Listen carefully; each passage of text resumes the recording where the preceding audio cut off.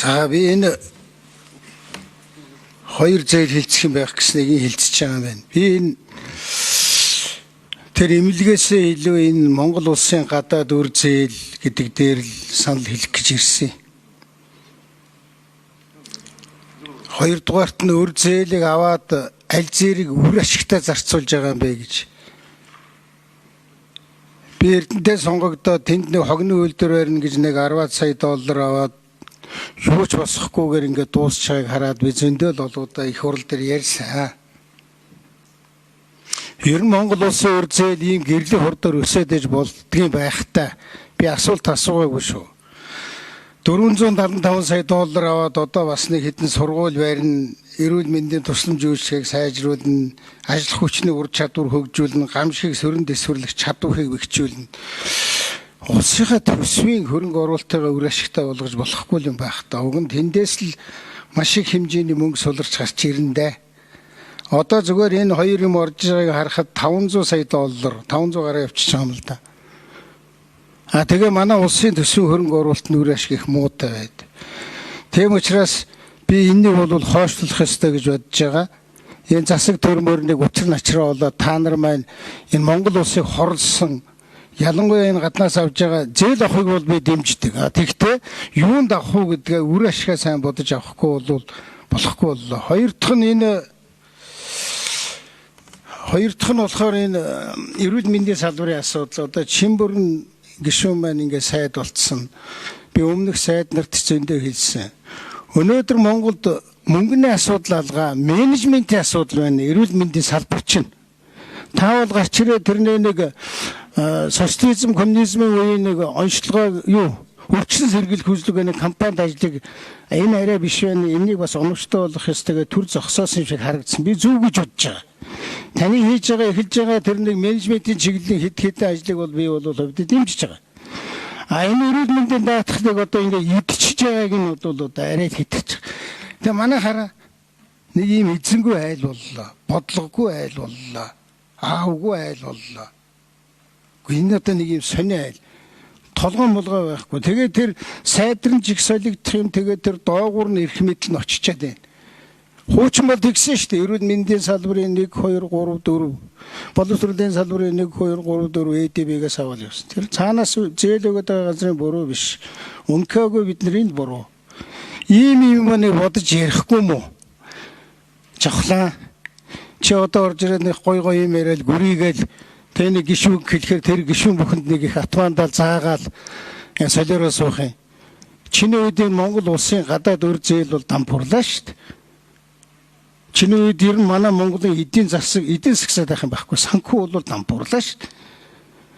Яагаад энэ хардын намын сайд нар ажлаа муу хийгээд энэ бүх юм дуусаад байхад одоо энэ станцын хүртэл дэлбэрээд байхад сайд нар нь яагаад байгаад ит. Яа тийм өөр одоо үзүүлэлтээр нь байлгаад идэв. Ард түмэнд хэрэгтэй юу хийвдгээр байлгах тухай ярих юм бол таны хэдэн сайдар бүгд байхгүй байх ёстой шүү. Ийм юм ярьсан дээр байхад би их санаа зовж их харамсаж байгаа. Би одоо сүүлийн санал хэлээч нэмэргүй юм байна гэд харамсдаг л болсон. Та нар бол их сайхан гоё хүний амь аврах гэж байгаа юм чи имлэг бүхний босох ёстой гэж ярьж байна. Уг нь зөв байх. Тэгтээ бас буруу байна. За ямар ч байсан бид нар гадаад талдаа зэлжих зэрэглэлээ нэмэгдүүлж чадсан. За энд нөлөөлсөн бас нэг том хүчин зүйл параметр бол энэ ирээдүйн сан юм байгаа шүү. Ирээдүйн сан 2021 он зөвхөн ийм хуулган дээр байсан. Төрийн сангийн хуулган дээр ингээд 1.3 их найт. Ер нь бол их усүр мөнгө өрөнгө нь одоо төрийн санд ороод эргэлдээд явж байсан. За энийг бид 23 оноос шат дараатаа бэлэн мөнгөжүүлээд 24 оны эцэст 100% бэлэн мөнгөжүүлсэн.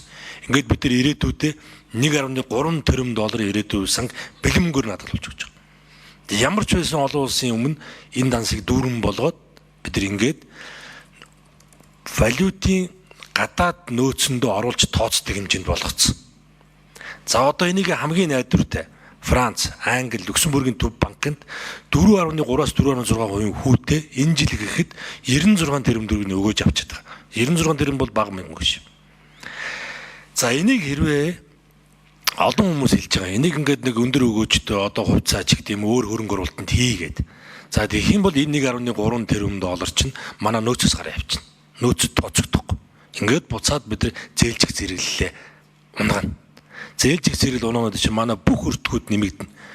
Хувийн хвшлийнхний хөрөнгө оруулалтын энэ хувийн одоо корпорат бондуудын бүх өртөг нэмэгдэнэ. Гадаад зах зээл дээр манай одоо боломжуудаа дахиад буцаал уруудаал хумигдана. 12 жилийн дараа арай хийж олж авсан энэ боломжуудаа дахиж алдаад магадгүй 12-оос урт жилч бид нар буцаад энэ нүхнээсээ гарч гойж магадгүй. Тийм учраас энэ дээр бидүүлээ одоо алдаа гаргаж дахиж одоо хэрхэвч болохгүй. Ер нь бол одоо таны ярьж байгаа тэр өгөөж Монгол улсын валютын нөөцийн хэмжээ хоёр бол яг уруу хамааралтай байдаг. Нөөцөө нэмэгдүүлээд найдвартай байлгахыг тэр хэмжээгээр өгөөж багасч ирнэ. Харин өгөөжөө нэмэгдүүлэх гэх юм бол нөөц маань одоо эрсдэлд орж эхэлнэ. Дэлхийд дээр байгаа ертөнцийн дээр байгаа энэ валютын нөөцийн өөр одоо онол өөр одоо хэрэгжилт гэж байхгүй. Тэгэхээр бид нэгдүгürt Монгол улсын валютын нөөцийг бол найдвартай байлгах хэрэгтэй. Найдвартай байлгаж чадчихвэл найдвартай одоо багч эхэлдэггүй өгөөж аваад явж яхад л одоо бидний хамгийн чухал доктортой ийм бодлого байх ёстой гэж манай үндсэн чиглэлд бол байгаа. За гадаад зээлийн ашиглалтан дээр би түрүү бас хэллээ. Тэгээд за ер нь цаашдаа бид хоёр л арга зам байна. Ерөөсөө дахиж нэг төрөний зээл авах байл. За тийм учраас одоо нэмж ачаал ирэхгүйгээр жил бүр нэг 20% ашиглалтан дотроо ингээд одоо байгаа нэгэнт гэрээлцэн зээлүүдээ ашиглаад нэг 5 жил явчих. За тэгжээж нэлээд шингэрэх баг. За эсвэл бид нар аккурат сурлуугаа одоо тодорхой хэмжээнд шилжих хэрэгтэй. Би тодорхой хэмжээнд гэж байгаа шүү. Өөрөөр хэлбэл тодорхой хэмжээнд гэдэг нь тодорхой өндөр өрөөгөөчтэй төслүүдийг явхарлаар оруулаад шалгууртаа нь оруулаад за тэр нь болж яана гэх юм бол энийг аккурат суурьтайгаар одоо төсвийн бодлого дотроо төсвийн хуулийн дотроо ингээд тусгаад явдаг болъё. Тэгэх юм бол зээлийн ашиглалт бол арай бас өндөр болж ирнэ.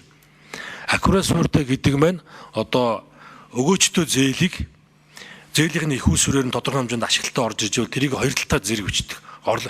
Валютынхаа нь орж ирж байгаа их усүрээр орлого талд нь ашиглалтаа одоо зардал талдаа бичиж явдаг. Өөрөөр хэлбэл алдагдал нэмэгдэхгүйгээр. Гэхдээ нийт одоо гадаад зээлийнхаа засгийн газрын өөрийнхөө хэмжээнд дотор бол хязгаар дотор оруулж тооцоод явдаг. За иймэрхүү байдлаар ч юм уу ийм богино дунд хугацааны одоо ийм хувилбарууд бол байна. За тэгээд бид удахгүй одоо энэ намартаа багтааж ямар ч байсан одоо их хурлаа мөн зөвшөлдсөж одоо гол нь аюулгүй байдал гадаад бодлогын байнгын орон дээр зөвшөлдсөн.